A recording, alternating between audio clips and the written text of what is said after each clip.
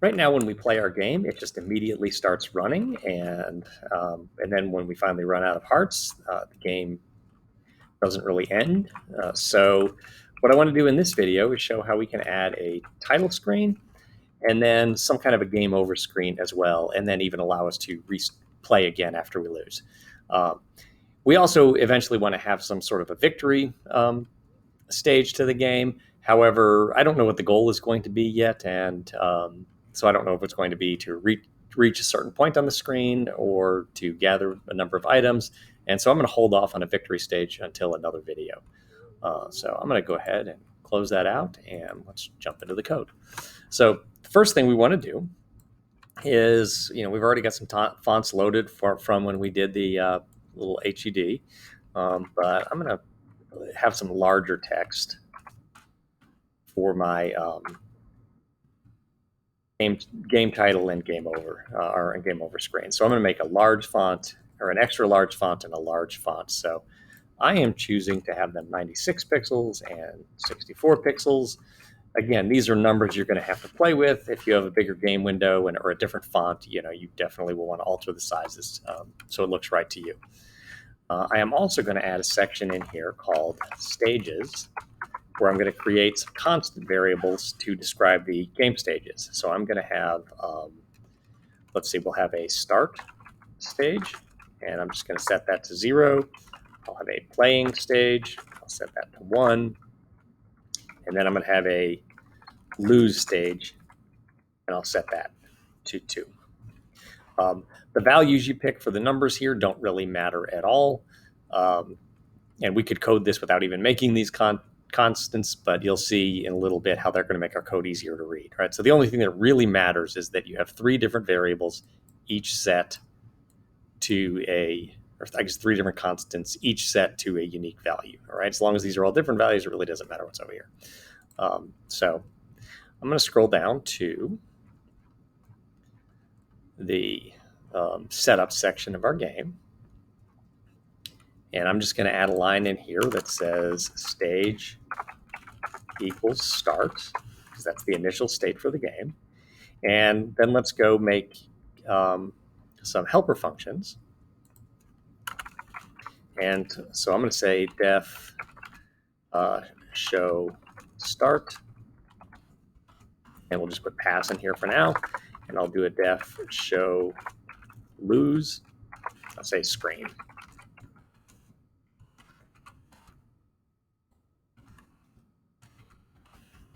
And we'll just put pass in there for now. And I'm just trying to get the structure of the program framed out.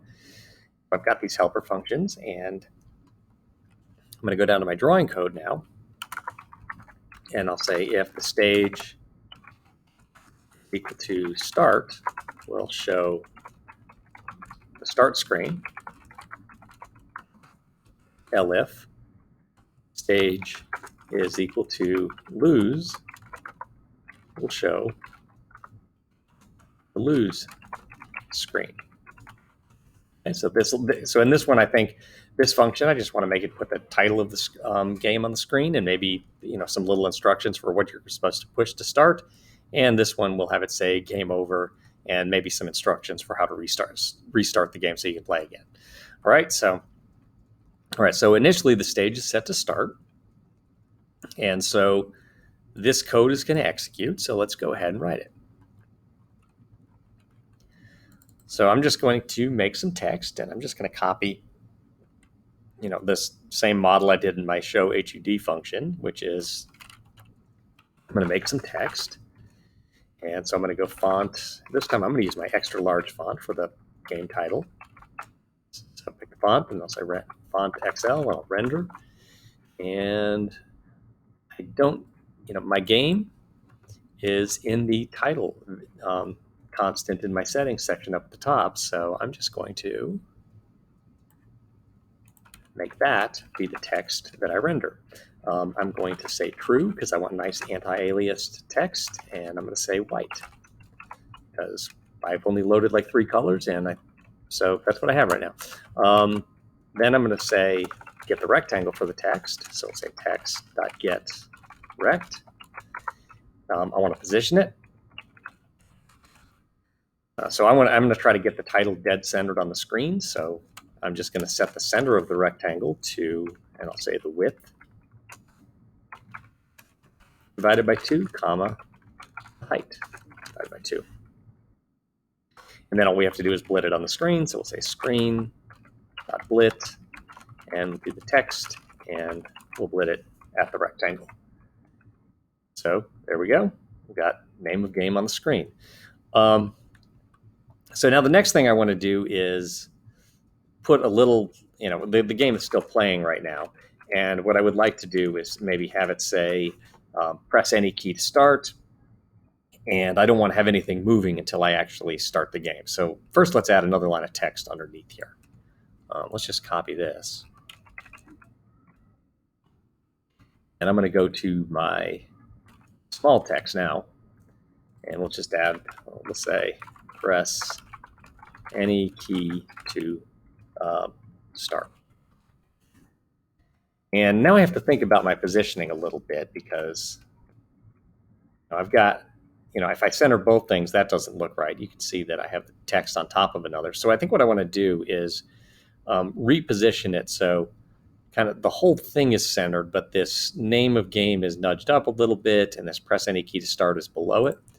And so I'm going to change this, and I'm going to center my title by the mid bottom. We'll set the bottom of the rectangle that surrounds this text to the center of the screen.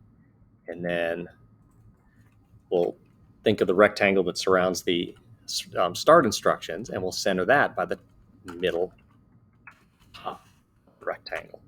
And let's see what it looks like. Okay, and that looks, right, that looks pretty good. Now, one thing you might have a problem with, I think this works out pretty well for my game, but if you have letters in the middle of this that have descenders, they might, actually, I think they're contained in the rectangle, but you might have, this might be a little bit too close for you, and you might have overlap if you have like a G or something in here. Things will get too close. And in that case, what you can do is maybe, minus a few pixels from this one, and it'll nudge the name of the game up, or you could add a few pixels here, and it'll so that's how you can get things to spread out. So I like this. I'm going to leave it like that. All right. So now let's actually think about getting the game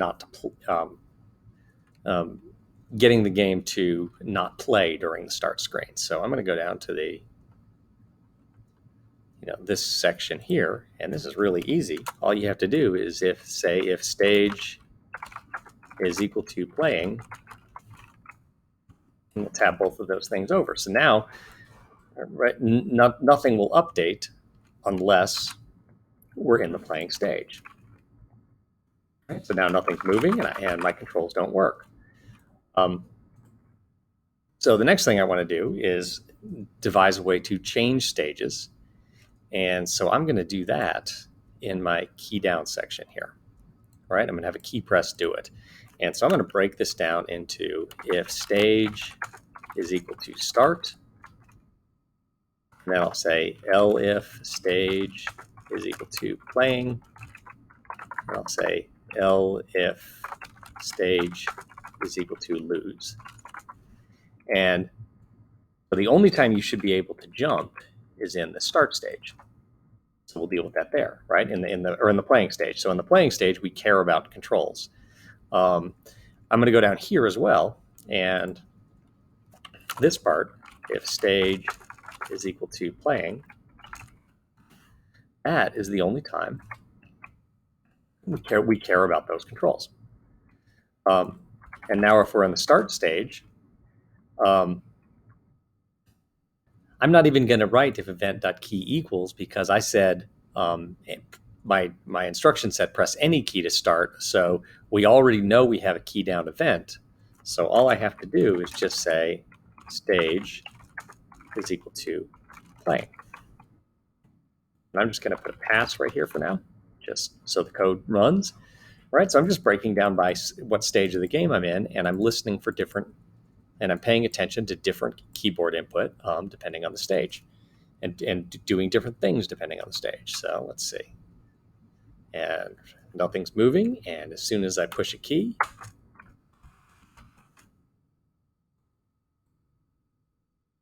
oh, there we go. Should be stage equals playing, single equal sign. Okay, so let's try this now. And we press a key and everything, right? And everything starts moving. So now let's find a way to end the game. So I'm going to, let's see. Well, let's first make a lose screen section. So I'm just going to copy this code out of here. And I think I'm going to do the large font to say game over. And we'll just say game over. I don't want to just let the person press any key to start, because what I'm thinking of is, while you're playing the game, you're pushing buttons and jumping, and the game might end, and then you accidentally push one of the controls, and then the game immediately restarts. So I'm going to make it be a specific key that's not near and not used in the game. So I'm going to say press R to play again. Periods at the end of my sentences. Okay. So this is my lose screen. And now what we need to do is have a way to determine if the player lost. So I'm going to go into the game logic section. And the way I know the game is over, right, the player lost, is if they run out of hearts. So I'll say if stage is equal to, or not a stage, I'm going to say if hero.hearts is equal to 0, then we'll set the stage to game, or to lose. And let's see if this works. Press any key, and I'm going to go die real quick. Show lose screen is not defined. Did I call it something else?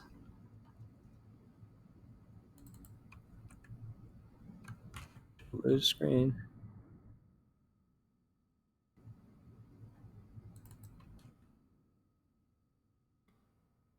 Oh, I double underscore there. Okay, I just misspelled that. Okay, so we'll go die. And it didn't say plus R to play again. I know what I forgot to do. Let's see. I said press R to play again, but my quotes are mixed up. And so this just got left out. And so what I'm going to do is just go ahead and backslash those quotes so the string prints properly. So everything looks good. Now, we can't restart, right? We haven't put any code in to restart yet. So here's our problem. I have all of this setup code, but it's not inside of a function, so it runs right when my game starts, and I can't get this code to execute again and put everything back where it belongs. So what I need to do is put all of this in a function so that I can get it, so that I can reset the game. All right, so we can call this code again. So I'm going to take all this and I'm going to tab it over. And I'm even going to keep the physics settings inside my start function. And you'll see later when we start. Actually, no, I'm not going to do that now. Oh, no. We'll leave that alone. Okay. So what I want to do is be able to have this code execute again. And so when I get to the lose stage, right, so I can get this code to execute the first time, what I want to do is, before we start the game, I'm just going to say call the setup function. And then when I lose, I can say if event.key is equal to pygame.k, and I think I said the R key, then we're just going to say call the setup function again. And it should go back up there and put everything back in its original location, and any items that we've gotten, it should put those back, and it'll reset the hero back to having no stuff and put it in its original position. All right, so I'm going to try to run this just to show you the error message. And it says stage is not defined. And the reason for that is I declared the stage variable inside of a function. And so now stage is a local variable to this function. So what it means is we're going to have to add just a handful of global variables in here. So I'm going to add in, and the other variables that need to be, well, I'll just do stage first so you can see the error. Stage. And so let's run this again. And now it says platforms is not defined. And right, we got down here and it tried to draw. And it can't see those. And that's because all of my sprite groups are only local to this function now as well. So I'm going to say, I'm going to make global player, platforms, items, enemies, and the other one we need to do is our hero. Okay, because the hero needs to be accessed at outside of this function as well. All of the other variables in here, it's totally fine that they are not global, right? Grass lopes and block lopes and so on, they are not needed anywhere outside of this outside of the setup function. So once we've created all of our platforms and items and enemies and everything else in the game, right? The only way we ever access it is through the sprite groups. So these are the only variables that are ever accessed outside of the setup function. So let's see if this works. Key and hero die. Game over, and we'll try to restart. And everything seems to work. I'm just going to do one more double check. I'm going to actually go grab a couple items before I die. And I want to make sure that my score and the number of gems resets as well. So we'll go R, and everything looks good. All right, so now at least our game has a beginning stage, and we can lose our game. And so in a future video, I'll show how we can add a victory stage. Otherwise, thanks for watching, and let me know if you have any questions.